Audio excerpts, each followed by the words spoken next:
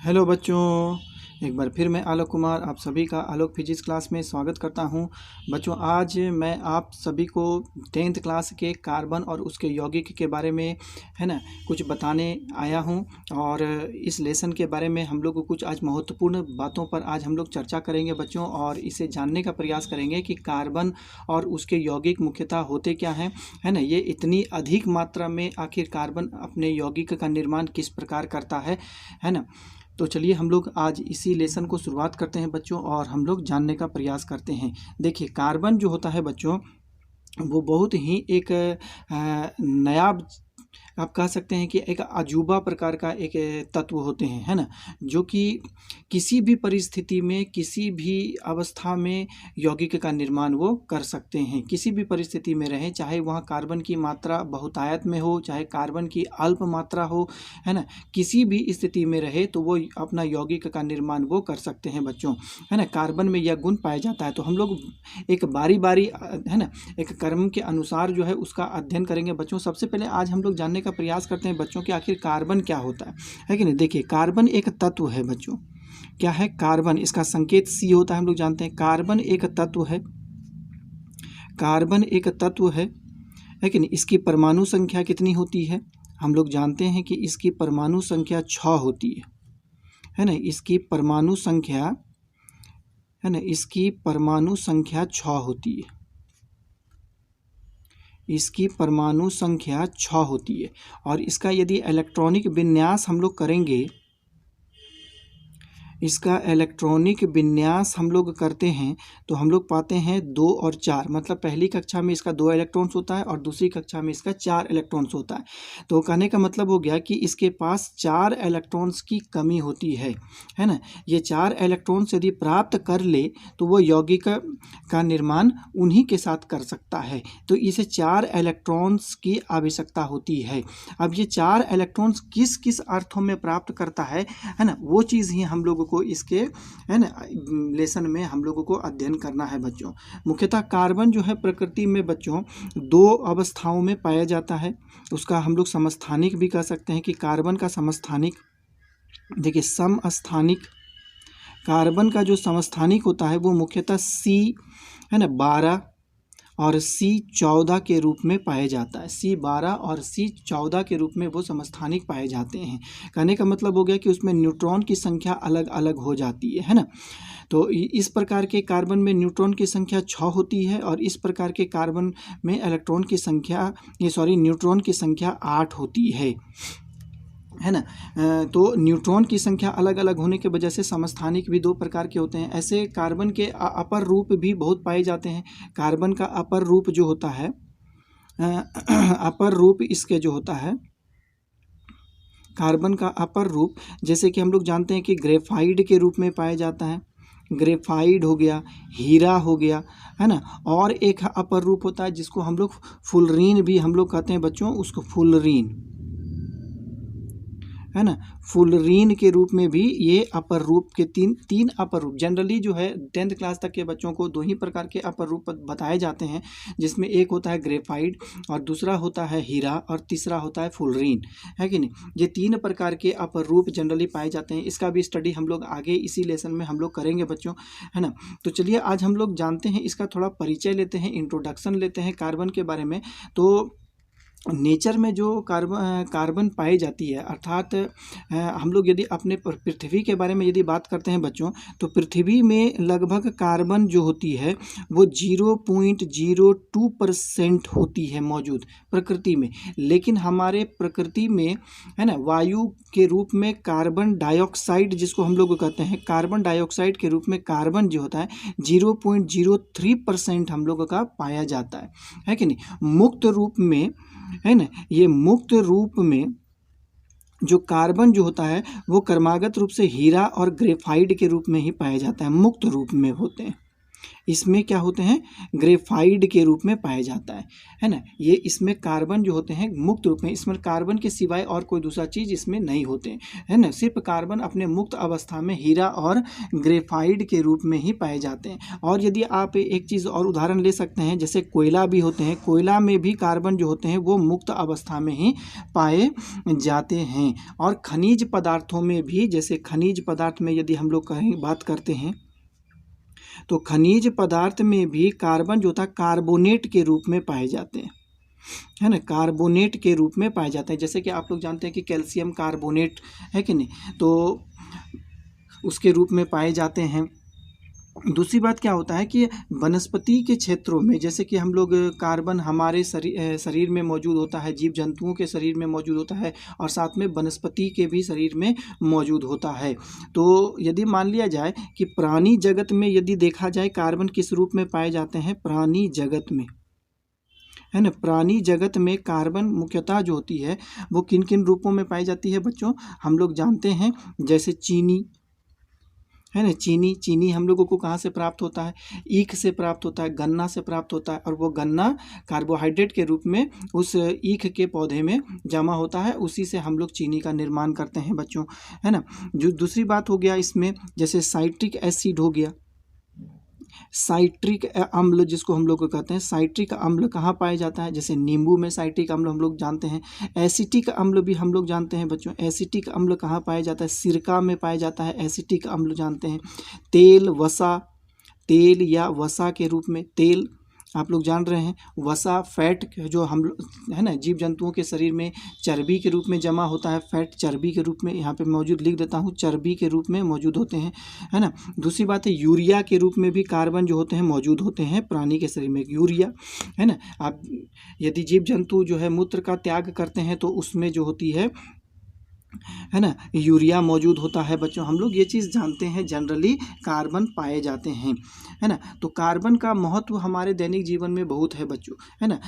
Carbon हम लोग देखें कि पृथ्वी में मुक्त क्या बोलते हैं 0.02% पाए जाते हैं, लेकिन कार्बन डाइऑक्साइड के रूप में कार्बन 0.03% के रूप में पाए जाते हैं। मुक्त रूप में कार्बन सिर्फ 3 ही चीज़ में पाए जाते हैं, एक हीरा, ग्रेफाइट और कोयला के रूप में।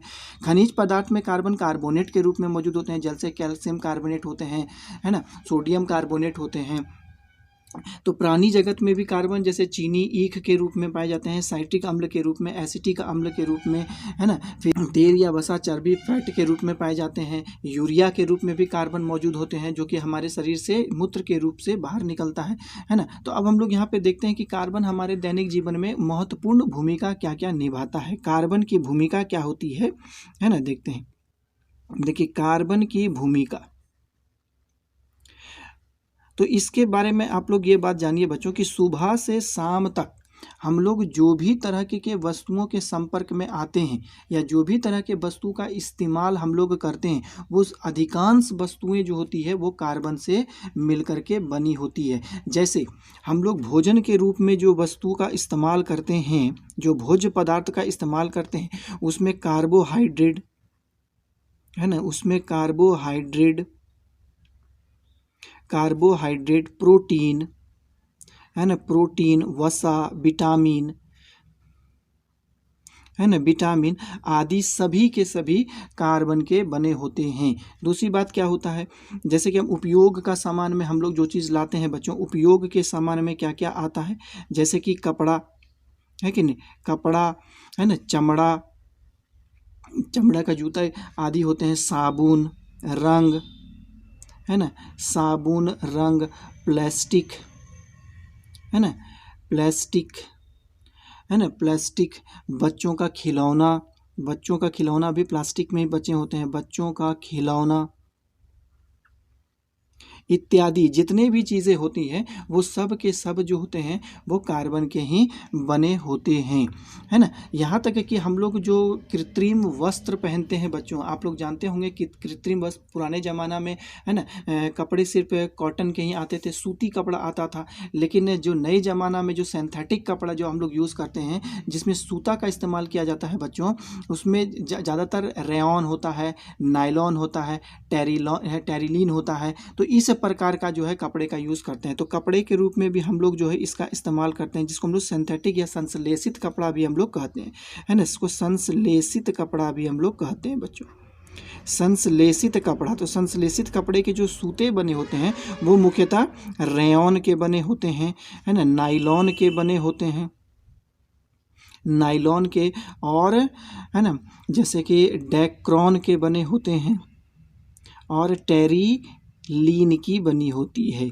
तो इन सभी जो है कपड़ा, संश्लेषित कपड़ा इन प्रकार के, है ना, तंतुओं से मिलकर के बने होते हैं, सूता से मिलकर के बने होते हैं, है ना। कीटनाशक दवाई जो आजकल हम लोग खेती में प्रयोग करते हैं बच्चों, कीट मारने के लिए, कीट को, है ना, हटाने के लिए, तो वहाँ पर भी जो यौगिक का प्रयोग किया जाता है वो भी अधिकांशतः कार्बन के ही बने होते हैं। जैसे कीटनाशक के रूप में यदि हम लोग प्रयोग करेंगे, है ना, तो कीटनाशक के रूप में जो दवाई का इस्तेमाल किया जाता है वो भी मुख्यतः, जैसे कि हम लोग जानते हैं DDT का इस्तेमाल हम लोग करते हैं बच्चों, है ना, गैमेक्सिन का इस्तेमाल करते हैं बच्चों हम लोग, है ना, गैमेक्सिन आदि का उपयोग जो हम लोग करते हैं वो सभी के सभी जो है कार्बन के ही बने होते हैं। अधिकांशतः दवाई का जो हम लोग इस्तेमाल करते हैं, दवाई है, दवाई वो भी जो होते हैं अधिकांशतः कार्बन के ही बने होते हैं, है ना। हम लोग जानते हैं बहुत सारा दवाई का हम नाम एक दो ठो हम आपको बताते हैं जिसमें कार्बन का मुख्यतः, है ना, रूप से इस्तेमाल किया जाता है ना। जैसे सल्फा ड्रग्स, जैसे सल्फा ड्रग्स ये जो होते हैं कार्बन के बने होते हैं। जैसे पेनिसिलिन, है ना, जैसे पेनिसिलिन इसमें भी कार्बन का यूज़ होता है। जैसे क्लोरोमाइसेटीन, है ना, जैसे क्लोरोमाइसेटीन, है ना, क्लोरोमाइसेटीन, टेरामाइसेटीन, है ना, टेरामाइसिन, है ना, टेरामाइसिन, है ना, जैसे एस्पिरिन, है ना, आदि जो होते हैं, बहुत सारे दवाई जो होती है बच्चों वो किसके बने होते हैं, कार्बन के ही बने होते हैं। और युद्ध के क्षेत्र में जो इस्तेमाल किया जाने वाला विस्फोटक सामग्री होता है बच्चों, वो भी मुख्यतः जो है ना कार्बन के ही बने होते हैं। विस्फोटक, जैसे विस्फोटक के रूप में, है ना, विस्फोटक के रूप में भी जो है कार्बन, है ना, का इस्तेमाल किया जाता है। जैसे आप लोग नाम सुने होंगे बच्चों डायनामाइट, है ना, डायनामाइट ये भी कार्बन के ही बने होते हैं, है ना। ट्राइनाइट्रोटायोलीन जो ये भी बने होते हैं, विस्फोटक होते हैं, है ना। जैसे ट्राइनाइट्रो, है ना, टाइलुइन, है ना, टाइलुइन भी जो होते हैं वो क्या होते हैं, विस्फोटक होते हैं। जैसे ट्राइनाइट्रोबेंजीन ये भी विस्फोटक होते हैं। मैं एक एक का नाम लिख देता हूँ, आप लोगों को समझ में आ जाएगा। ट्राइनाइट्रोबेंजीन, है ना, ये भी कार्बन के ही बने होते हैं बच्चों। तो कहने का मतलब यही चीज़ हो गया बच्चों कि हमारे जीवन में 90% से 99% वस्तु जो इस्तेमाल में ली जाती है या की जाती है ना, उसका जो कंपोनेंट्स होते हैं वो कार्बन होते हैं। इसका मतलब है कि कार्बन जो है हमारे जीवन का सबसे महत्वपूर्ण तत्वों में से एक तत्व कार्बन है बच्चों। तो बिना कार्बन का हम अपने ना तो, है ना, इस प्रकृति की कल्पना कर सकते हैं और ना ही हम अपने शरीर की कल्पना कर सकते हैं और ना तो हम अपने जीवन की कल्पना कर सकते हैं। बिना कार्बन का हम लोग कुछ भी नहीं कर सकते हैं बच्चों। तो चलिए थोड़ा कार्बन के इतिहास पर थोड़ा सा हम लोग इस पर, है ना, चर्चा करते हैं बच्चों। कार्बन के थोड़ा इतिहास के बारे में हम लोग जानने का प्रयास करते हैं। कार्बन का इतिहास भी जो है आपस में बहुत ही महत्वपूर्ण इतिहास रखता है बच्चों। कार्बन का इतिहास देखिए, पुराने ज़माना में जो, है ना, जो खोजविद होते थे, जो विज्ञानविद होते थे बच्चों, है ना, वो अधिकांशतः जो होते हैं इन प्रकार के तत्वों के बारे में या इस तत्वों से बने यौगिकों के बारे में हमेशा अध्ययन करते रहते थे, है ना। तो शुरुआती दौर पे तो, है ना, रसायन शास्त्र को दो भागों में बांटा गया था बच्चों कि एक, है ना, जिसे हम देखते हैं, है कि नहीं, जिसे हम अपने देखते हैं उसके दृष्टिकोण पर हम लोग जो है विज्ञान को दो आधार पर रसायन विज्ञान को दो भागों में बांटा गया था। एक तो एक जिसमें जान होती है वो उसका अध्ययन करने वाला विज्ञान, और जिसमें जान नहीं होती है उसका अध्ययन करने वाला विज्ञान, मतलब निर्जीव विज्ञान हो गया, है ना, इसको हम लोग कहते हैं निर्जीव विज्ञान। और दूसरा होता है सजीव विज्ञान। तो दो प्रकार के विज्ञान के रूप में हम लोगों का विज्ञान शुरुआती अवस्था में विभाजित किया गया था। तो इन्हीं है ना दो आधार पर जिससे हमको यौगिक प्राप्त होती थी, है ना, उसमें भी हम यौगिकों को दो भागों में बांटते थे। एक ऐसे यौगिक जो निर्जीव से प्राप्त होती थी और एक ऐसे यौगिक जो मुझे सजीवों से प्राप्त होती थी, है ना। निर्जीव से जो प्राप्त होती थी यौगिक, उसको तो हम लोग अकार्बनिक यौगिक कहते हैं, है ना। निर्जीव से प्राप्त होने वाली यौगिक को अकार्बनिक यौगिक कहते हैं, है ना, जिसमें कार्बन तो मौजूद होता है लेकिन कार्बनिक यौगिक का वो गुण का पालन नहीं करता है। लेकिन सजीव से प्राप्त होने वाली जितनी भी तरह की यौगिकें होती है उसको हम लोग कार्बनिक यौगिक कहते हैं। सजीव से प्राप्त होने वाला यौगिक को हम लोग कार्बनिक यौगिक कहते हैं। आप लोगों को मैंने बताया कि सजीव से कौन कौन से यौगिक प्राप्त होते हैं, जैसे कार्बोहाइड्रेट, प्रोटीन, फैट, वसा, विटामिन, है ना, यूरिया। तो ये सब सभी के सभी चीज़ सजीव से ही प्राप्त होते थे। तो उन समय के, है कि नहीं, जो खोजविद होते थे या फिर विज्ञानविद होते थे, तो उन लोगों का मानना ये था, है कि नहीं, कि कार्बनिक यौगिक सिर्फ सजीवों से ही प्राप्त हो सकते हैं। इसे हम किसी भी कृत्रिम विधि द्वारा या फिर प्रयोगशाला में इसका निर्माण नहीं कर सकते हैं। दार्शनिकों का या फिर आप लोग कह सकते हैं कि खोजविदों का मानना ऐसा था कि क्या मानना था कि देखिए यहाँ पर देखिए पुराने समय में, है ना, पुराने समय के खोजविद, है ना, पुराने समय के खोजविद का मानना था, है कि नहीं, मानना था कि कार्बनिक यौगिक, है कि नहीं, कि कार्बनिक यौगिक सिर्फ, है ना, कार्बनिक यौगिक सिर्फ सजीवों से ही, है ना, सजीवों से ही प्राप्त किया जा सकता है, सजीवों से ही प्राप्त किया जा सकता है, सजीवों से ही प्राप्त किया जा सकता है। इसका, है ना, संश्लेषण कृत्रिम विधि द्वारा, इसका संश्लेषण कृत्रिम विधि द्वारा प्रयोगशाला में नहीं किया जा सकता। इसका संश्लेषण कृत्रिम विधि द्वारा प्रयोगशाला में नहीं किया जा सकता, है ना, नहीं किया जा सकता, है ना, नहीं किया जा सकता है। ऐसा उस समय के, है ना, खोजविदों का मानना था, है ना। और इस का वो साक्ष्य जो है एक वर्जिलियस नाम के एक जो वैज्ञानिक थे, है ना, तो उस समय जो है ये सिद्धांत का उसने जबरदस्त प्रबल रूप से, है ना, घोषणा भी कर दिया था, जिसको हम लोग वर्जिलियस कहते हैं। देखिए वर्जिलियस, है ना, वर्जिलियस, है ना, वर्जिलियस इस सिद्धांत का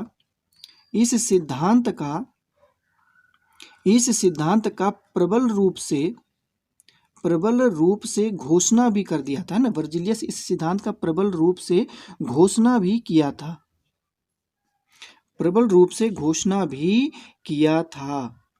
उनका यही मानना था, है ना, वर्जिलियस का मानना यही था बच्चों कि कार्बनिक यौगिक सिर्फ सजीवों से ही प्राप्त किए जा सकते हैं, है ना, अन्य किसी भी चीज़ों से ये प्राप्त नहीं किए जा सकते हैं, सिर्फ सजीव से ही प्राप्त किया। और ना ही इसका संश्लेषण हम अपने घर में या फिर कृत्रिम विधि द्वारा किसी प्रयोगशाला में हम लोग कर सकते हैं, ऐसा कदापि नहीं किया जा सकता। ये मानना किसका था? वर्जिलियस कहा जाता है ना। और इस सिद्धांत का नाम भी उसने दिया था जिसको हम लोग जीवन शक्ति का सिद्धांत या जैव शक्ति का सिद्धांत कहते हैं। देखिए इस सिद्धांत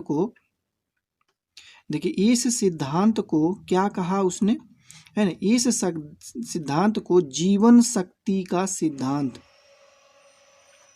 है ना, जीवन शक्ति का सिद्धांत या जैव सिद्धांत भी कहा जाता है ना, जैव सिद्धांत भी कहा जाता है, जैव सिद्धांत भी कहा जाता है।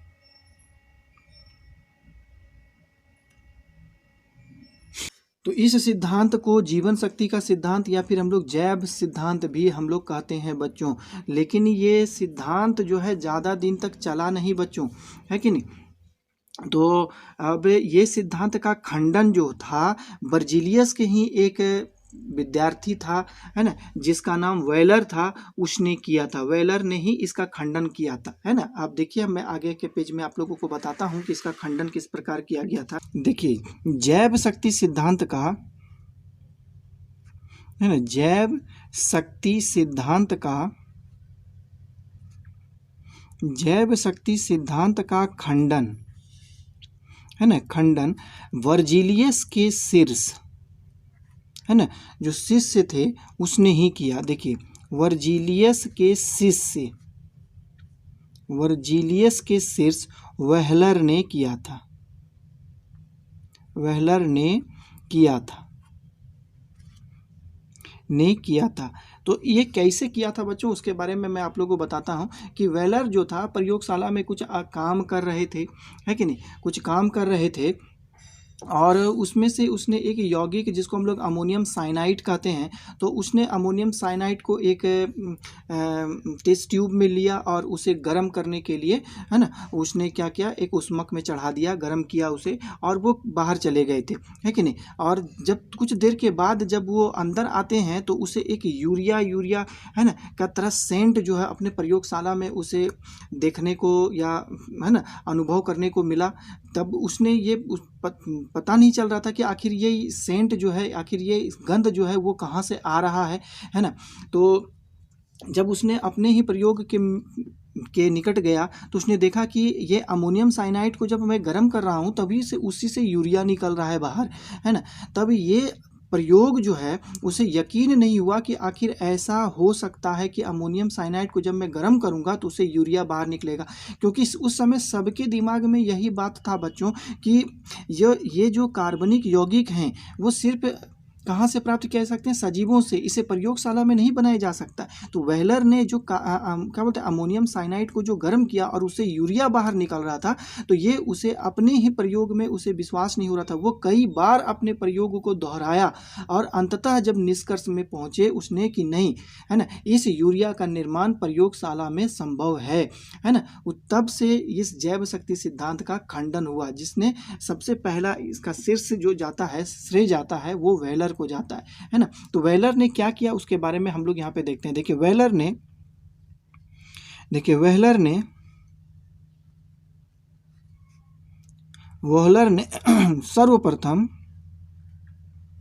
सर्वप्रथम अमोनियम साइनाइड, है ना, अमोनियम साइनाइड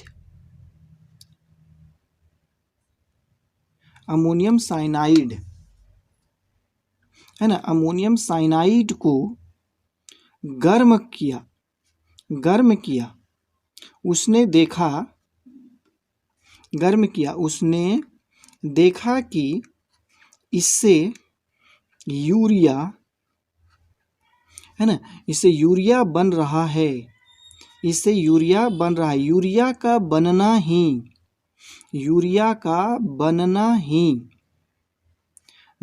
ही जैव शक्ति सिद्धांत का खंडन है ना, जैव शक्ति सिद्धांत का खंडन है। यूरिया का बनना ही जैव शक्ति सिद्धांत का खंडन है बच्चों। तो सबसे पहला खंडन किसने किया था, वेहलर ने। तो जो आपका सबके दिमाग में बैठा हुआ था कि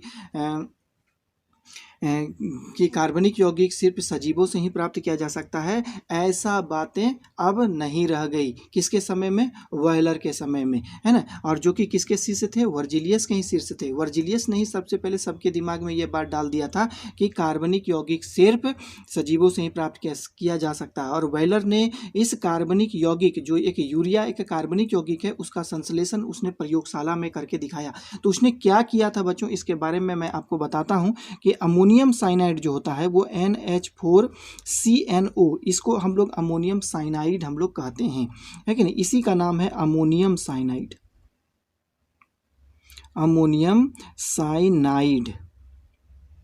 इसी को कहते हैं अमोनियम साइनाइड। जब उसने इसको गर्म किया, है कि नहीं, जब इसको उसमें उष्मा दिया, गर्म किया, तो उसे यूरिया बाहर निकला। तो यूरिया क्या होता है बच्चों, देखिए यूरिया क्या होता है, इस प्रकार यूरिया को हम लोग लिखते हैं बच्चों।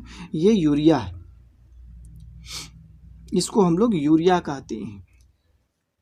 तो याद रखिएगा, सबसे पहले इसका संश्लेषण किसने किया? सबसे पहले इसका संश्लेषण वेलर ने किया। और कहाँ पर किया? प्रयोगशाला में किया। और ये अमोनियम साइनाइड को जब उसने गर्म किया था तभी उससे यूरिया बाहर निकला। तो उस समय ही जैव शक्ति सिद्धांत का खंडन हुआ बच्चों।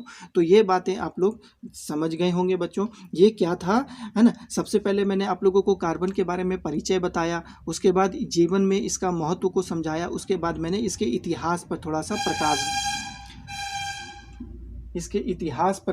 सा आप लोग तक प्रकाश डाला। तो चलिए अब हम लोग कार्बन को अब हम लोग सही मायने में हम लोग पढ़ना शुरू करते हैं बच्चों कि कार्बन का जो यौगिक होता है, कार्बन के यौगिक, देखिए कार्बन का यौगिक है ना, कार्बन के यौगिक की संख्या है ना, कार्बन के यौगिक की संख्या है ना, सभी यौगिकों, सभी तत्वों से प्राप्त है ना, कार्बन का यौगिक की संख्या सभी तत्वों से प्राप्त यौगिकों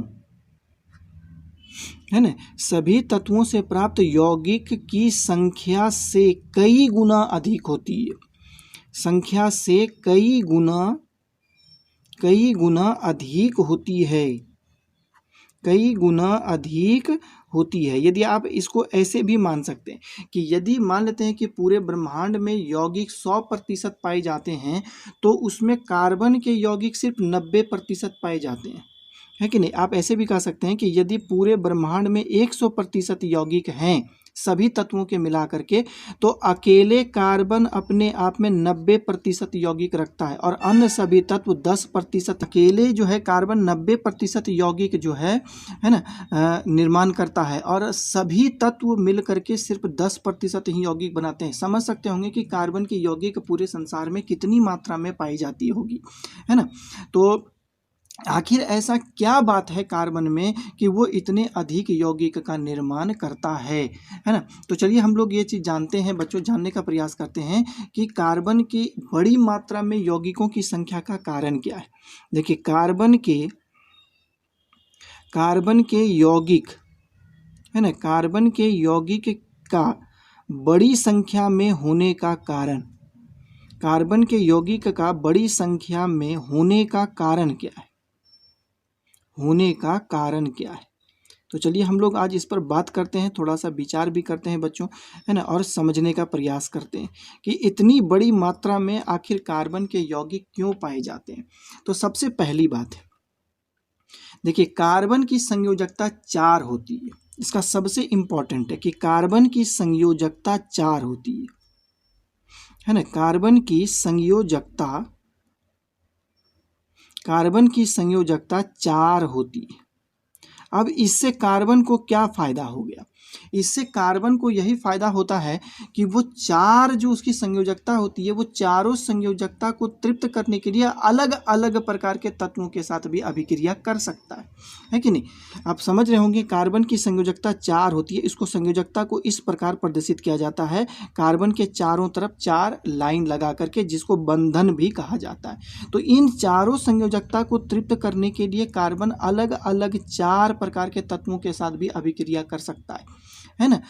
तो सबसे पहली बात यही होगी, उसकी संयोजकता 4 होती है। चलिए दूसरा नंबर में इसकी बातें क्या होती है कि कार्बन जो होते हैं बच्चों, है ना, वो आपस में जुड़ जुड़ करके एक लंबी चेन का निर्माण कर सकता है, श्रृंखला जिसको हम लोग कहते हैं, कैटेनेशन प्रॉपर्टी भी कहा जाता है इसको।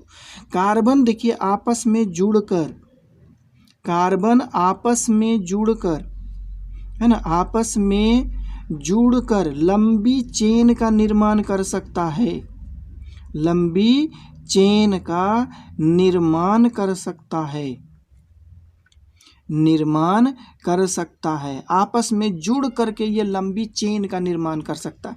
मतलब इस प्रकार वो लंबा जुड़ते जाएगा और जितना भी ज़्यादा उसको कार्बन मिले वो कार्बन के साथ रिएक्शन करके एक लंबी श्रृंखला बना सकता है। तो इसको हम लोग कैटेनेशन प्रॉपर्टी भी कहा जाता है कि नहीं? श्रृंखला भी कहा जाता है, इसे श्रृंखला गुण कहा जाता है। इसे लिख देता हूँ मैं, इसे कार्बन का श्रृंखला गुण कहा जाता है, कार्बन का श्रृंखला गुण कहा जाता है, श्रृंखला गुण, सॉरी यहाँ पर अलग होगा, श्रृंखला गुण भी कहा जाता है। श्रृंखला गुण भी कहा जाता है बच्चों। तो ये बात आप लोगों को समझ में आया। तीसरा नंबर में जो बातें आती है वो कार्बन देखे आपस में जुड़ करके एक वलय का भी निर्माण कर सकती है, वलय भी बना सकती है, वो चक्र का भी निर्माण कर सकती है। देखिए कार्बन आपस में जुड़कर चक्र का भी निर्माण कर सकती है ना, आपस में जुड़कर चक्र का भी निर्माण, चक्र जिसको वलय भी कहते हैं, साइकिल है कि नहीं, वलय का भी निर्माण कर सकती है ना, निर्माण कर सकती है बच्चों। तो ये बात समझ में आ गया। अब चक्र कैसे बनता है, जैसे कि मान लेते हैं कि कार्बन यहाँ पर है, कार्बन यहाँ पर है, कार्बन यहाँ पर, देखिए चक्र बना लिया। फिर जैसे कार्बन यहाँ पर है, कार्बन यहाँ पर है, इसको ये देखिए ये भी एक चक्र बन गया। जैसे कार्बन यहाँ पर है, कार्बन यहाँ पर है, कार्बन यहाँ पर है, कार्बन यहाँ पर है, तो ये एक प्रकार का चक्र बन गया। फिर देखिए कार्बन यहाँ पर है, इस प्रकार भी बनाएगा, कार्बन यहाँ पर है, कार्बन यहाँ पर है, फिर यहाँ पर कार्बन, यहाँ पर, इस प्रकार भी देखिए चक्र बनाता है। यहाँ पर भी कार्बन मौजूद होगा, है ना। तो 3 कार्बन मिला आपस में चक्र, 4 कार्बन के चक्र, 5 कार्बन के चक्र, 6 कार्बन के चक्र, इससे 7 कार्बन, 8 कार्बन के भी चक्र होते हैं। और दूसरी बात क्या है बच्चों कि इसमें यदि बॉन्ड बंधन का यदि स्थान परिवर्तित होता है तो वो एक अलग प्रकार के यौगिक बनते हैं। मैं सब कुछ बताऊँगा आपका, है ना। देखिए चौथा नंबर में क्या होता है ना। देखिए कार्बन जो होते हैं, कार्बन धातु के साथ भी प्रतिक्रिया कर सकता है और अधातु के साथ भी प्रतिक्रिया कर सकता है। ये चीज याद रखिएगा, कार्बन धातु तथा अधातु दोनों के साथ प्रतिक्रिया कर सकता है। धातु तथा अधातु दोनों प्रकार के तत्वों के साथ प्रतिक्रिया कर सकता है, तत्वों के साथ प्रतिक्रिया कर सकता है, के साथ प्रतिक्रिया कर सकता है बच्चों। तो इस बात को आप लोग समझिए, है ना। दोनों प्रकार के तत्वों के साथ प्रतिक्रिया कर सकता है। ये धातु के साथ भी प्रतिक्रिया कर सकता है और धातु के साथ भी प्रतिक्रिया कर सकता है। आप लोग जानते होंगे धातु, जैसे यहाँ पर देखिए धातु के साथ प्रतिक्रिया कैसे करता है वो, जैसे कि एक यौगिक है बच्चों CH3COONA, है कि नहीं। इसको बाद में बताएंगे कि इसका नाम क्या होता है ना।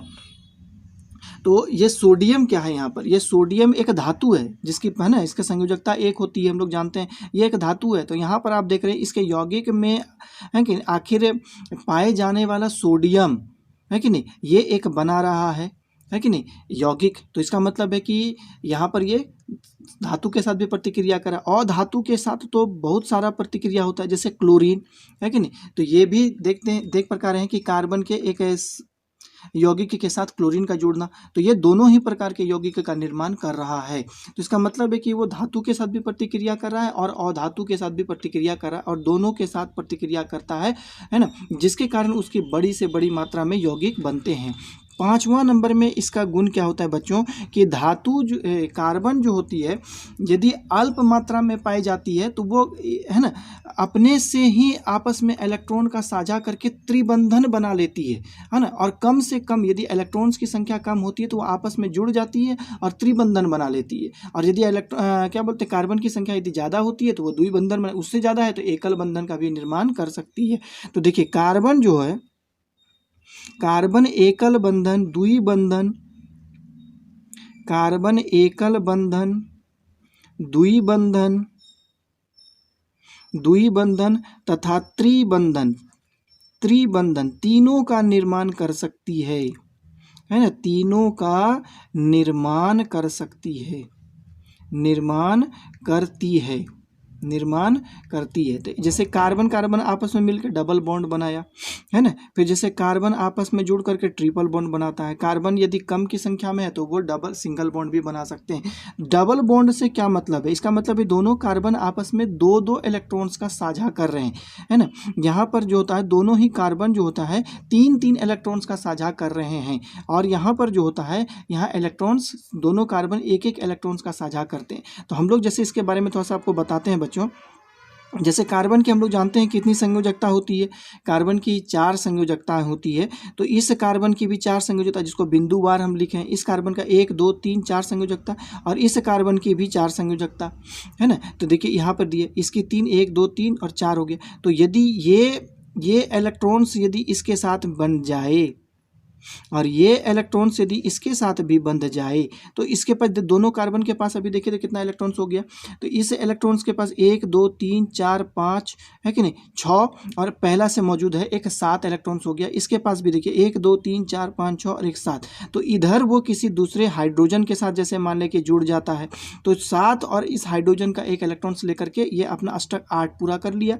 यहाँ पर भी यदि एक हाइड्रोजन मौजूद है तो ये कार्बन इस हाइड्रोजन के भी एक इलेक्ट्रॉन्स को लेकर के अपना अष्टक पूरा। तो यहाँ पर कार्बन की संख्या देखिए कम थी, इलेक्ट्रॉन्स की मात्रा कम थी, तत्वों की संख्या कम थी, तो उस कम तत्व में भी इलेक्ट्रॉन्स ने अपने यौगिक का निर्माण कर लिया, है ना। 2 इलेक्ट्रॉन्स का भी साझा कर सकती है, 3 इलेक्ट्रॉन्स का भी साझा कर सकती है, 1 इलेक्ट्रॉन्स का भी साझा करके वो है कि नहीं विषम से विषम परिस्थिति में भी वो यौगिक का निर्माण बनकर कर सकती है कि नहीं। इसीलिए कार्बन की यौगिक बहुतायत मात्रा में पाए जाते हैं। छठा नंबर में जो इसका गुण होता है बच्चों वो ये चीज़ होता है कि वो इन सभी बंधन का निर्माण जो होती है सहसंयोजक अभिक्रिया से करती है, उप सहसंयोजक अभिक्रिया से कर सकती है, बंधन का निर्माण करती है। तो छठा नंबर में यहाँ लिख देता हूं कि कार्बन जो है ना, देखिए कार्बन बंधन का निर्माण, बंधन है ना, कार्बन सॉरी यहाँ पे कार्बन लिख देते हैं, कार्बन बंधन का निर्माण, कार्बन बंधन का निर्माण सहसंयोजक अभिक्रिया है ना, सहसंयोजक अभिक्रिया, सहसंयोजक अभिक्रिया तथा उप सहसंयोजक अभिक्रिया से कर सकती है ना। उप सहसंयोजक, उप सहसंयोजक जिसको हम लोग कोवेलेंट है ना रिएक्शन या फिर हम लोग कोऑर्डिनेशन रिएक्शन, इसको मेनली बंधन के रूप में परिभाषित किया जाता है कि सहसंयोजक बंधन, यदि सहसंयोजक अभिक्रिया कर रही है तो सहसंयोजक बंधन का निर्माण करेगी, है कि नहीं। उप सहसंयोजक यदि अभिक्रिया कर रही है तो उप सहसंयोजक बंधन का निर्माण करती है ना। तो यह उप सहसंयोजक बंध अभिक्रिया करके का निर्माण करती है, अभिक्रिया है ना। कार्बन बंधन का निर्माण सहसंयोजक अभिक्रिया था उप सहसंयोजक अभिक्रिया करके करती है, अभिक्रिया करके करती है ना। तो ये किस प्रकार की अभिक्रिया होती है बच्चों, तो आप लोग केमिस्ट्री में पढ़ते ही होंगे, है ना, कि बंधन भी 3 प्रकार के होते हैं। कौन कितने बंधन होते हैं, एक आयनिक बंधन होते हैं, सहसंयोजक बंधन होते हैं, उप सहसंयोजक बंधन होते हैं। तो आयनिक बंधन के लिए 2 आयनों का होना जरूरी है विपरीत प्रकृति के, जैसे सोडियम क्लोराइड का बनना, सोडियम आयन धनायन है, क्लोरीन आयन एक ऋणायन है। दोनों जब आपस में प्रतिक्रिया करते हैं तो एक है ना इलेक्ट्रोस्टैटिक फोर्स जिसको हम लोग कहते हैं विद्युत बल से दोनों बंध जाते हैं और इस बंधन को हम लोग आयनिक बंधन कहते हैं। लेकिन सहसंयोजक बंधन के निर्माण के लिए दोनों क्या करते हैं प्रकार के तत्व जो होते हैं अपने इलेक्ट्रॉन्स का साझा कर लेते हैं, है कि नहीं, कि कुछ तुम इलेक्ट्रॉन्स दे दो, कुछ इलेक्ट्रॉन्स हम दे देते हैं और आपस में बंध जाएंगे। जैसे ऑक्सीजन अणु का बनना, नाइट्रोजन अणु का बनना, क्लोरीन अणु का बनना, है कि नहीं, मीथेन अणु का बनना, है ना। तो इन सभी प्रकार के जैसे कि ऑक्सीजन का अणु का बनना, है कि नहीं, नाइट्रोजन अणु का बनना, है ना, जैसे कि फिर क्लोरीन अणु का बनना। तो इन सभी अणु का, जैसे हाइड्रोजन भी है आपका इसमें आता है H2 होता है, तो इन सभी अणु का बनने के लिए वहाँ पर सहसंयोजक बंधन की क्रियाएं होती है। लेकिन वहीं पर हम लोग अमोनिया अणु के बनने के लिए, है ना, उसमें उप सहसंयोजक बंधन की हम लोग क्या बोलते हैं सहारा लेते हैं हम लोग। तो इस सब चीज़ के बारे में भी आप लोग बंधन के निर्माण की प्रक्रिया के समय में बच्चों पढ़े होंगे, है ना। यदि इनके बारे में आप नहीं जान रहे हैं बच्चों तो आने वाले समय में मैं इसके बारे में भी, बंधन के बारे में भी वीडियो बना करके आप लोग तक मैं शेयर करूंगा और इसे आप लोग अच्छी तरह से समझने का प्रयास करेंगे। तो चलिए ठीक है, तो देखिए कितनी बातें इसमें मैंने बताई आप लोगों को, जिसके कारण जो होता है कार्बन इतनी बड़ी मात्रा में एक बंधन का निर्माण करता है बच्चों। तो आप लोग यहाँ पर देख पा रहे होंगे, सबसे पहला बात है कि कार्बन की संयोजकता 4 होती है, टेट्रावेलेंट होता है ये, है ना। इसका मतलब है कि इसमें चारों संयोजकता अलग अलग तत्वों के द्वारा भी संतृप्त की जा सकती है। दूसरा बात है कि इसमें कार्बन देखिए आपस में जुड़ करके एक लंबी चेन बना सकती है जिसको श्रृंखला गुण भी कहते हैं। आपस में जुड़ करके ये एक चक्र का निर्माण भी कर सकते हैं, वलय का भी निर्माण कर सकती है। कार्बन धातु तथा अधातु दोनों प्रकार के तत्वों के साथ संयोग कर सकती है। कार्बन एकल बंधन, द्विबंधन तथा 3 बंधन, तीनों बंधन का ये निर्माण कर सकती है ना। कार्बन जो होती है, कार्बन जो है सहसंयोजक बंधन, है ना, या उप सहसंयोजक बंधन का निर्माण निर्माण ये संयोजक अभिक्रिया तथा उपसहसंयोजक अभिक्रिया के द्वारा आपस में करती है। तो हम लोग इस प्रकार देखते हैं कि ये इतनी प्रकार की गुण रखती है बच्चों, है कि नहीं। और इसमें बहुत सारे और भी गुण होते हैं जो कि हो सकता है कि जो छूट चुका होगा, लेकिन फिलहाल आप लोगों के लिए इंपॉर्टेंट टर्म्स के लिए ये 6 बातें आप लोगों को ध्यान में रखनी अति आवश्यक है ना। तो चलिए हम लोग आगे बढ़ते हैं बच्चों, और हम लोग बात करना चाहेंगे कि कार्बन के यौगिक का विभाजन कितने आधारों पर किया जाता है। तो चलिए हम लोग उसके बारे में पढ़ते हैं। देखिए चलिए बढ़ते हैं। देखिए कार्बन के यौगिक का विभाजन, कार्बन के यौगिक का विभाजन करते हैं। कार्बन के यौगिक का विभाजन हम लोग करते हैं बच्चों। कार्बन यौगिक, कार्बनिक यौगिक को हम लोग मुख्यतः 2 भागों में पहले बांटते हैं। किस किस बांटते हैं भागों में? सबसे पहला भाग जो होता है बच्चों, उसको हम लोग एलिफैटिक कहते हैं, है ना। एलिफैटिक यौगिक कहते हैं, है ना। एलिफैटिक बताएंगे आप लोग को एलिफैटिक क्या होता है। उसके बाद आता है चक्रीय, है ना। चक्र मतलब साइकिल, आप लोग को बताएं कि ये चक्र वलय का भी निर्माण कर सकता है। उसके बाद चक्रीय यौगिक को भी हम लोग जो होता है 2 भागों में बांटते हैं। चक्रीय यौगिक को 2 भागों में बांटा जाता है। एक होते हैं समचक्रीय, एक होते हैं समचक्रीय और एक होते हैं विषम चक्रीय। एक होते हैं समचक्रीय, है ना, और दूसरा होता है विषम चक्रीय यौगिक। 2 हो गया, है ना। अब देखिए यहाँ पर समचक्रीय यौगिक भी 2 प्रकार के होते हैं। समचक्रीय यौगिक में हम लोग 2 भागों में इसको हम लोग बांटेंगे। तो समचक्रीय यौगिक में एक होते हैं एरोमेटिक, है ना, जिसको हम लोग क्या कहते हैं एरोमेटिक, और दूसरा को हम लोग कहते हैं एलिसाइक्लिक। एलिसाइक्लिक यौगिक हम लोग कहते हैं बच्चों। तो हम लोग चलिए हम लोग देखेंगे, सबके बारे में जानने का प्रयास करेंगे। ऐसे तो आप लोगों को और बहुत कुछ इसमें जानना नहीं है, आप लोगों को आगे क्लास में इंटरमीडिएट में जाकर के केमिस्ट्री में इसको डिटेल्स में बच्चों पढ़ना है ना। सिंपली आप लोग जानिए फिर एलोफैटिक यौगिक किसको कहते हैं, एलिफैटिक यौगिक क्या होंगे। और जनरली आप लोगों को 10th क्लास में एलिफैटिक यौगिक के बारे में ही पढ़ना है, और किसी के बारे में नहीं पढ़ना है। ना चक्रीय पढ़ना है, ना ही एरोमेटिक है, ना ही एलिसाइक्लिक है। सिर्फ आप लोगों को एलिफैटिक यौगिक के बारे में ही पढ़ना है ना। एलिफैटिक यौगिक श्रृंखला में जो पाए जाते हैं, है ना, उसको हम लोग क्या कहते हैं एलिफैटिक यौगिक। तो श्रृंखला में पाए जाने वाले यौगिक को देखिए, श्रृंखला में, है ना, श्रृंखला में पाए जाने वाले यौगिक को, पाए जाने वाले यौगिक को एलिफैटिक यौगिक कहा जाता है। एलिफैटिक यौगिक कहा जाता है ना। एलिफैटिक यौगिक कहा जाता है। एलिफैटिक का नाम फैटिक आया है, फैट मतलब वसा से, है कि नहीं, वसा से इसका नाम आया है।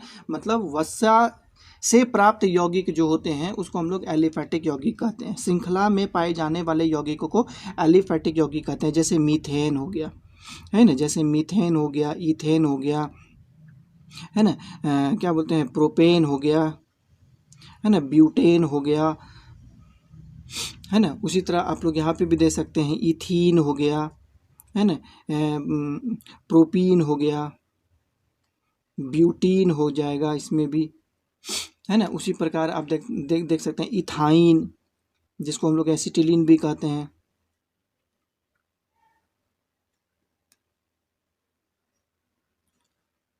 है ना। इसको हम लोग प्रोपाइन कहते हैं, इसको हम लोग ब्यूटाइन कहते हैं, है ना। तो इस प्रकार, और इसमें आप लोग यदि अभिक्रियाशील समूह को यदि जोड़ दें तो हम अभिक्रियाशील समूह के बारे में हम लोग पढ़ेंगे, है कि नहीं। जैसे इसमें हम मान लें कि अल्कोहल जोड़ दें, है ना, एल्डिहाइड जोड़ दें, एसिड इसमें जोड़ दें, ईथर, तो इस सब हम लोग जोड़ने के बाद भी हम लोग एलिफैटिक यौगिक, एक श्रृंखला वाले यौगिक को भी हम लोग निर्माण हम लोग कर सकते हैं बच्चों। इसके बाद जैसे चक्रीय यौगिक आते हैं, है ना। चक्रीय यौगिक जो होते हैं, चक्र यौगिक जिसमें चक्र का निर्माण होता है ना। देखिए इस प्रकार के यौगिक में कार्बन चक्र के रूप में होते हैं। देखिए इस प्रकार के यौगिक में, है ना, इस प्रकार के यौगिक में कार्बन चक्र के रूप बनाता है। चक्र, कार्बन चक्र के जैसे यौगिक बनाते हैं, चक्र के जैसे यौगिक बनाते हैं, है ना, चक्र के जैसे यौगिक बनाते हैं, है ना। जैसे कि मैंने आपको बताया कि इस प्रकार देखिए, इस प्रकार के यौगिक होंगे, है कि ना, जैसे इस प्रकार के यौगिक होंगे, है ना, जैसे इस प्रकार के यौगिक होते हैं। तो इसी प्रकार के यौगिक सब जो होते हैं वो चक्र के यौगिक होते हैं बच्चों, उसको हम लोग चक्रीय यौगिक भी हम लोग कहते हैं। तो इसे समझ में आया होगा बच्चों। जैसे कि एक एरोमेटिक, हम आपको थोड़ा बता देते हैं एरोमेटिक के बारे में क्या होते हैं। एरोमेटिक यौगिक जो होते हैं उसका आधारी यौगिक बेंजीन होते हैं, है कि नहीं। बेंजीन से जो हमको यौगिक जो प्राप्त होते हैं उसको हम लोग क्या कहते हैं, एरोमेटिक यौगिक हम लोग कहते हैं। बेंजीन का स्ट्रक्चर आप लोग देखिएगा बच्चों, इस प्रकार आप लोगों को मिलेगा बेंजीन का स्ट्रक्चर, इस प्रकार। इसमें 6 कार्बन होते हैं और कर्मागत इसमें द्विबंधन पाए जाते हैं, इस प्रकार जो होते हैं बेंजीन, और सबको एक एक हाइड्रोजन। इसके बारे में हम आपको बताएंगे कि कैसे उसका संयोजकता को तृप्त किया जाता है ना। जनरली जो होता है एलिफैटिक यौगिक के बारे में हम लोगों को पढ़ना है बच्चों। तो चलिए हम लोग देखेंगे कि एलिफैटिक यौगिकों को कितने भागों में बांटा जाता है और इसको हम लोग कैसे कैसे इसका नामांकन हम लोग लिखते हैं। देखिए एलिफैटिक यौगिक,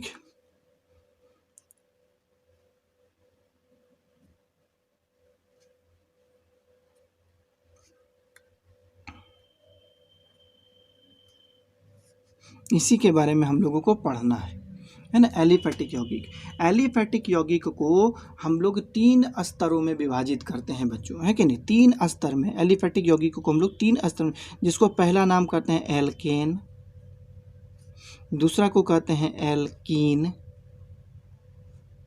और तीसरा नंबर को कहते हैं एल्काइन।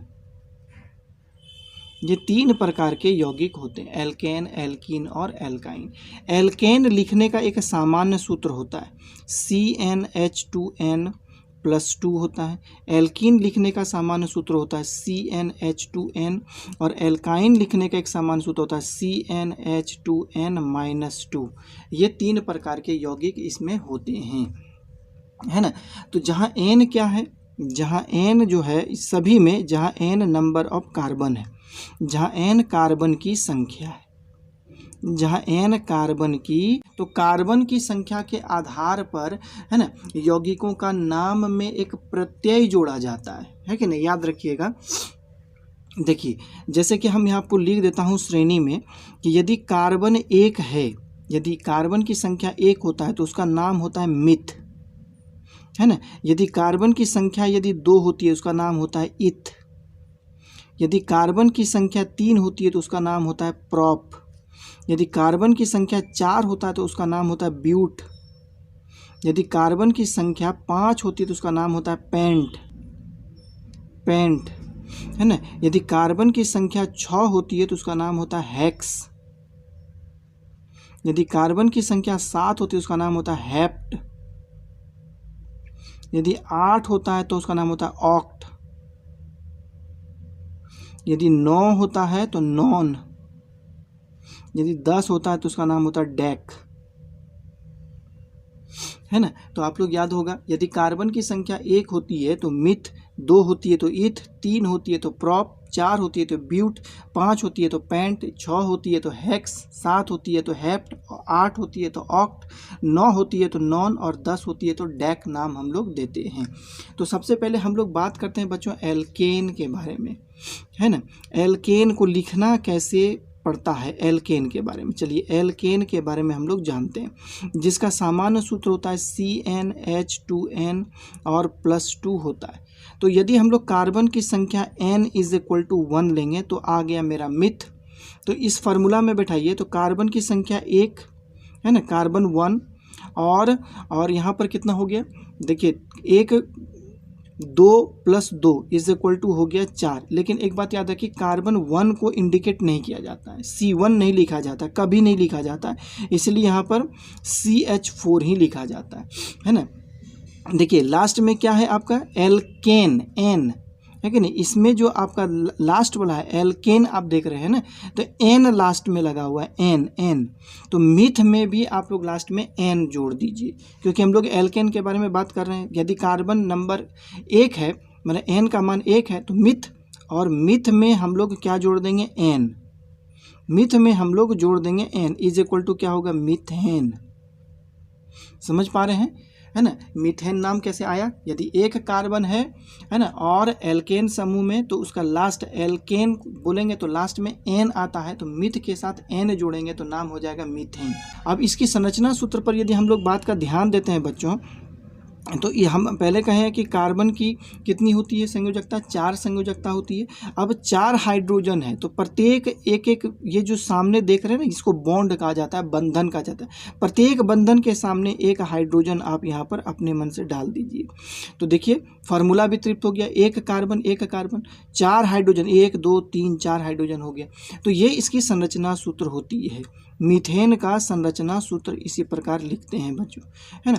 अब चलिए हम लोग इसी तरह 2 नंबर के बारे में हम लोग लिखेंगे। एन का मान लेते हैं कि मान 2 है, तो एन का मान यदि 2 होगा तो इथ आएगा, हम लोग पहले लिख लेते हैं इथ, है ना। अब सूत्र भी जान रहे हैं CnH2n+2 होता है, यदि 2 का मान रखेंगे तो ये हो गया C2, है कि नहीं। 2 दूनी 4 और +2, 4 और 2 6 हो गया, तो H6 हो जाएगा, है ना। तो इसका नाम क्या हो जाएगा, इथ यहाँ तो होता ही है, और एल्केन के लास्ट में एन है, तो इथ जोड़ एन, एन क्या हो गया, इथेन, इथेन इसका नाम हो गया इथेन, है ना। तो इसकी संरचना सूत्र हम लोग कैसे देंगे, इसमें 2 कार्बन है तो दोनों कार्बन पहले एक एक बॉन्ड से जुड़े हुए हैं, तो इसमें कितने बच गए, 3 बंधन, एक बंधन, इसमें भी एक जुड़ा हुआ ही है, इसमें कितना बच गया, 3 बंधन। अब जहाँ जहाँ बंधन है वहाँ वहाँ आप हाइड्रोजन लगा दीजिए, एक एक बंधन आप लगा दीजिए यहाँ पर हम लोग बंधन। तो देखिए इसमें कितने हो गए, 2 कार्बन मौजूद हैं और 6 इसमें हाइड्रोजन होना चाहिए, 1 2 3 4 5 6 हाइड्रोजन है, तो इसका नाम हो गया इथेन, और ये इसका संरचना सूत्र हो गया, है ना। ये इसका संरचना सूत्र हो गया बच्चों। तो इसी तरह आप प्रयास भी कर सकते हैं, अपने से जान भी सकते हैं। चलिए एन का मान हम लोग 3 रख करके हम लोग देखेंगे, तो 3 में क्या होता है, प्रॉप, है ना, 3 में प्रॉप होता है। अब फार्मूला मेरे पास है बच्चों CnH2n+2, इथेन का फार्मूला यही होता है। तो प्रॉप, तो यहाँ पे n का मान हम लोग 3 रखेंगे, तो ये हो गया C3, और n को 2 से मल्टीप्लाई करेंगे, 6 + 2 = हो गया 8, तो यहाँ पर कितना होगा, H, है ना, H8 हो गया। तो इसका संरचना सूत्र लिखने का प्रयास करिए, 3 कार्बन लीजिए, 1 2 इधर हो गया, 3 कार्बन हो गया, है ना। अब देखिए इस कार्बन की एक संयोजकता इसके साथ जुड़ी हुई, तो इसमें 3 बचा हुआ, 1 2 इसमें 3, और इस कार्बन की 2 संयोजकता देखिए इधर उधर जुड़ी हुई है, इसकी एक संयोजकता इस कार्बन से, इसकी एक संयोजकता इस कार्बन से, तो इसमें कितने बच गए, 2, तो ऊपर नीचे दे देते हैं 2। इसमें देखिए इस कार्बन की सिर्फ एक संयोजकता इसके साथ जुड़ी हुई है, तो इसमें 3 बचे हुए हैं, तो 1 2 इसमें करेंगे 3, इस प्रकार। अब जहाँ जहाँ संयोजकता है वहाँ हाइड्रोजन के साथ आप तृप्त लगा दीजिए।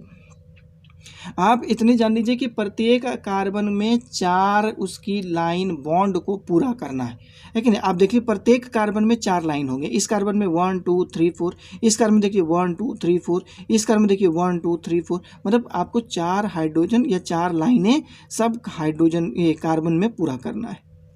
तो इस प्रकार है जो है, देखिए इसमें 3 हाइड्रोजन हो गया, सॉरी 3 कार्बन है, 1 2 3, और 3 इसमें 8 हाइड्रोजन है, 1 2 3 4 5 6 7 8 हाइड्रोजन है। तो आप लोग जो है इससे आगे भी है, जैसे कि है ना ब्यूटेन उटेन का, ये सब जो है अपने से आप लोग बनाने का प्रयास करेंगे बच्चों।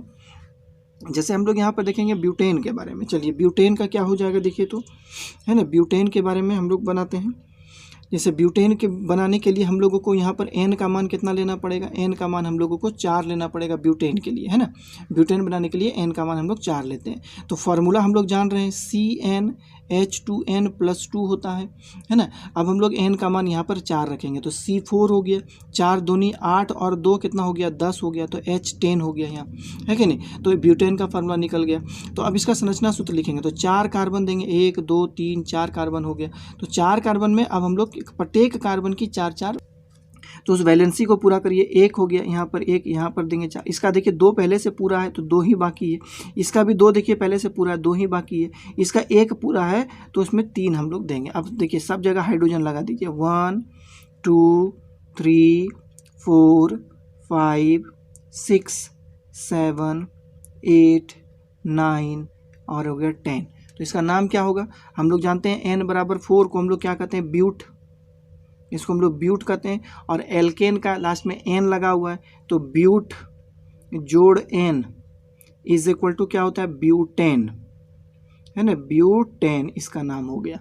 तो कितना आसान है बच्चों, इसे आप लोग 10 का 10 ही आप लोग अपने से अपने कॉपी में ट्राई करेंगे, है कि नहीं। जिसमें ब्यूटेन हो गया, एल्केन में भी क्या क्या होता है, एल्केन में ब्यूटेन हो गया, उसके बाद होगा पेंटेन होगा, हेक्सेन होगा, हेप्टेन होगा, ऑक्टेन होगा, नोनेन होगा, उसी तरह डेकेन तक जाएगा, है ना।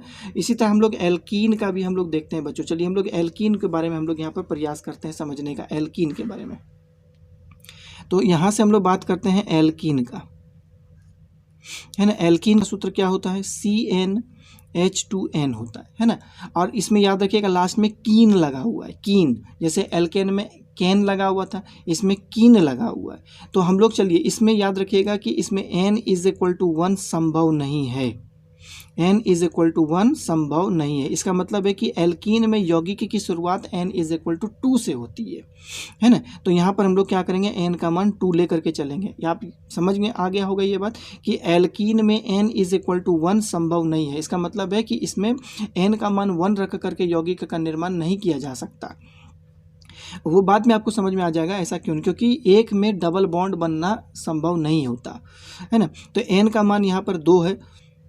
तो चलिए हम लोग इसका फॉर्मूला में बैठाते हैं, n का मान यहाँ पर 2 रखते हैं। तो यहाँ पर क्या होगा, 2 × 2 = 4। तो हाइड्रोजन यहाँ पर हो गया 4। अब इसका संरचना सूत्र लिखेंगे बच्चों, है ना। तो देखिए संरचना सूत्र लिखेंगे तो इसमें याद रखिएगा कीन में हमेशा डबल बॉन्ड होता है, कीन में हमेशा डबल बॉन्ड, है कि नहीं। कीन में एक, एल्केन में सिंगल बॉन्ड, एल्कीन में डबल बॉन्ड और एल्काइन में ट्रिपल बॉन्ड होता है। वो बात आपको समझ में आ जाएगा। तो इसमें कार्बन और कार्बन के बीच में आपको डबल बॉन्ड लगाना होगा एल्कीन में, है कि नहीं। हमने क्या बोला, एल्केन में कार्बन और कार्बन के बीच में सिंगल बॉन्ड होता है, उसको एल्केन कहते हैं। एल्कीन को किसको कहते हैं, जिसमें कार्बन और कार्बन के बीच में डबल बॉन्ड होता है, उसको एल्कीन कहते हैं। और कार्बन और कार्बन के बीच में ट्रिपल बॉन्ड यदि रहता है तो उसको हम लोग एल्काइन कहते हैं। तो इसमें देखिए, तो इसका हम लोग देखिए, इस कार्बन का 2 तो पहले से पूरा है, 2 ही बाकी है, तो एक इधर दे देते हैं, एक इधर दे देते हैं। ये भी कार्बन का 2 पूरा हो गया, तो इसमें 2 और बाकी है, तो इसमें 2 भी इधर दे देते हैं। तो क्या हो गया, इसमें लगा दीजिए H और यहाँ पर भी लगा दीजिए H, यहाँ पर भी लगा दीजिए H और यहाँ पर भी लगा दिए H। तो देखिए कितना हो गया, 1 2 3 4, तो C2H4 पूरा हो गया। अब इसका नाम क्या होता है, तो इसका हम लोग जानते हैं n = 2 क्या होता है बच्चों, है कि नहीं, इथ, n = 2 होता है ना। n = 2 का नाम होता है इथ और लास्ट में लगा हुआ है कीन, है ना, इथकीन। इथकीन तो नहीं बोलेंगे, तो इसको हम लोग इथीन बोलते हैं, इथीन। इसको हम लोग क्या बोलते हैं, इथीन। इथकीन नहीं बोलेंगे, इथीन बोलते हैं, है ना। थोड़ा सा प्रोनाउंसिएशन को अच्छा बनाते हैं, इथकीन बोलना अच्छा नहीं होता है, इथीन बोलना ज़्यादा अच्छा होता है ना। इसी तरह हम लोग n का मान यदि हम लोग 3 रखते हैं तो उसमें हम लोग कैसे लिख सकते हैं, तो देखिए इसका फॉर्मूला क्या है, CnH2n है, n का मान हम लोग 3 रखेंगे तो यहाँ क्या हो जाएगा, C3 आ जाएगा, है ना। और 3 को 2 से गुना करेंगे तो 6 हो जाएगा, C3H6 हो जाएगा। इसका स्ट्रक्चर फॉर्मूला लिखिए, देखिए 1 2 यहाँ पर हो गया 3। किसी एक कार्बन के बीच में डबल बॉन्ड होगा, ये नहीं कि दोनों कार्बन के बीच में डबल बॉन्ड लगा दीजिए, ऐसा नहीं, किसी एक कार्बन के बीच में डबल बॉन्ड कर देंगे, तो है ना। एक आप इसमें भी लगा सकते हैं, कोई दिक्कत नहीं है। तो अब हम लोग क्या देखेंगे बच्चों, है ना, वैलेंसी को हम लोग इसका पूरा करेंगे। तो देखिए इस कार्बन का पहले से 2 वैलेंसी पूरा हो चुका है, तो 2 इसमें बाकी है संयोजकता। इस कार्बन की 2 संयोजकता, वैलेंसी को ही संयोजकता कहते हैं, कि 2 संयोजकता इसकी पूरा हो चुकी है, तो 2 बाकी है, तो 2 इधर लगा दिए। इस कार्बन का बता सकते हैं कितना पूरा हुआ है, इस कार्बन का 3 पूरा हो चुका है, 1 2 इधर 3, 1 बचा हुआ है, तो 1 यहाँ पर लगा दिए। अब इस कार्बन का सिर्फ 1 पूरा हुआ है, तो 3 बचा हुआ है, तो 3 इधर लगा देंगे, 1 2 3। अब हम लोग यहाँ पे नाम दे देंगे, हाइड्रोजन है, यहाँ पर भी हाइड्रोजन हो गया, यहाँ पर भी हाइड्रोजन हो गया, यहाँ पर भी हाइड्रोजन, यहाँ पर हाइड्रोजन और यहाँ पर भी हाइड्रोजन हो गया। तो अब टोटल नंबर ऑफ हाइड्रोजन गिनिए, 1 2 3 4 5 6 हो गया।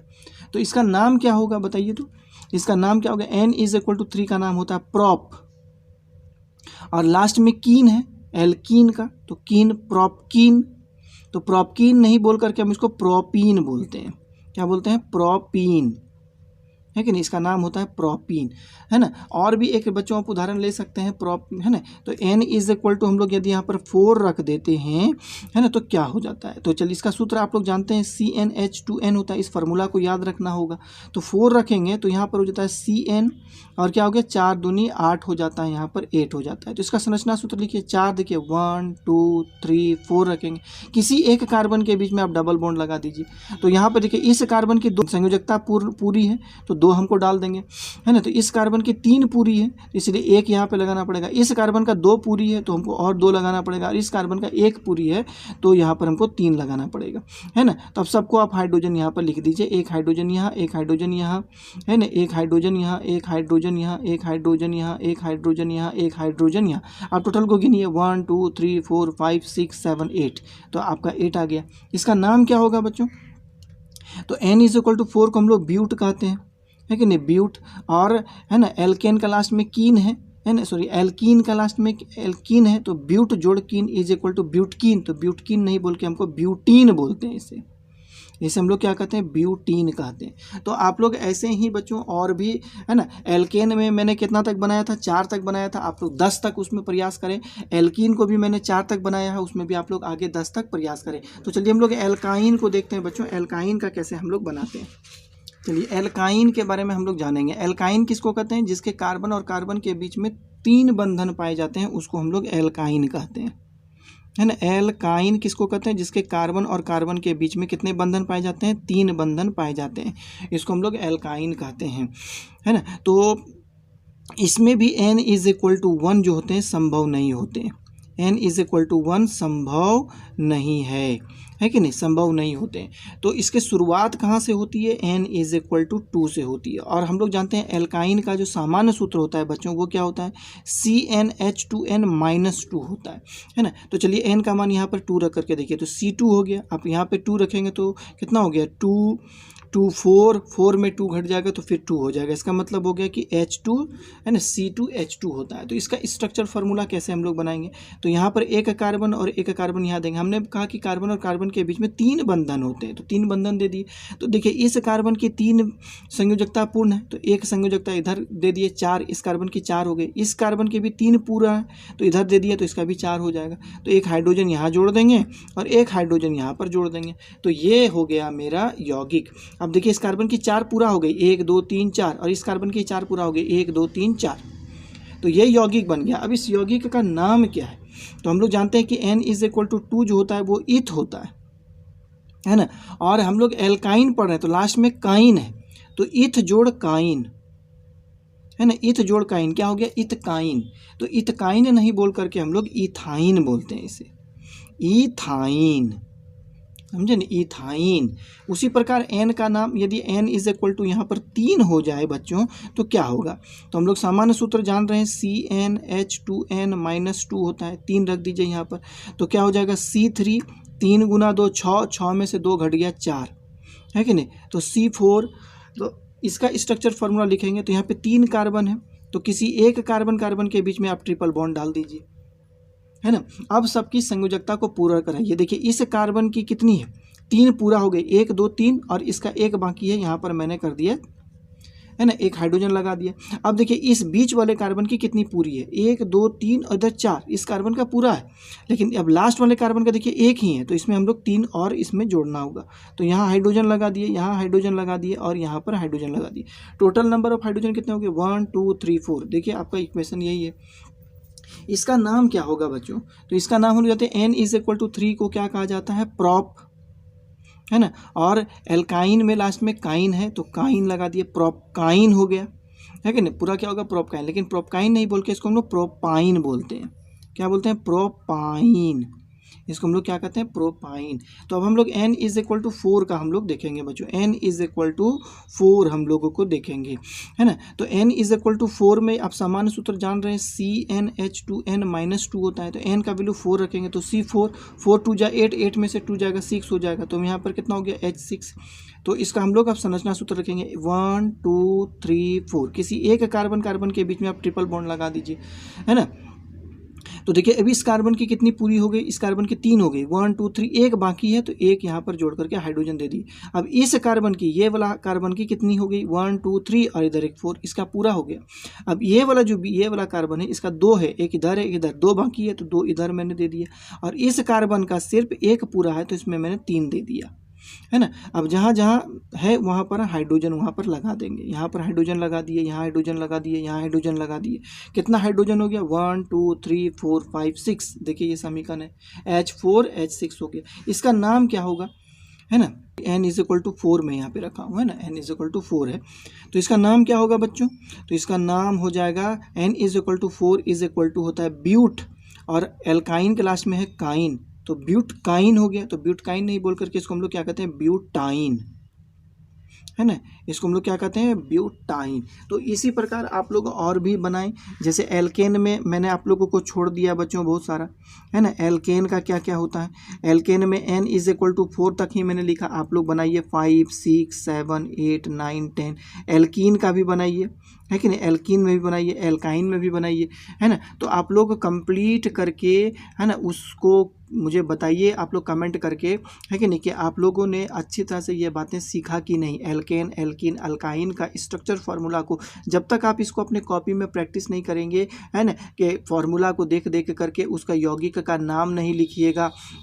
जैसे मैंने मीथेन का नाम लिखा एल्केन में, है ना, इथीन लिखा, इथाइन मैंने लिखा, तो उसी तरह आप लोगों को प्रैक्टिस कर करके, है ना, उसका स्ट्रक्चर फार्मूला को अपने कॉपी में अपने आप उसको बनाने के लिए सीखना होगा, है ना।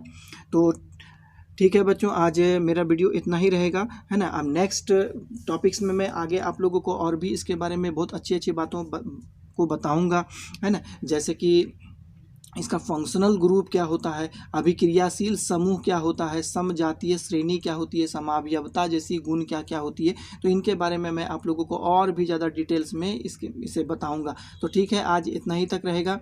नेक्स्ट वीडियो में आप लोग से फिर मुलाकात होगी। आप लोगों ने जो वीडियो देखा उसके लिए बहुत बहुत धन्यवाद। Lots of thanks. जय हिंद।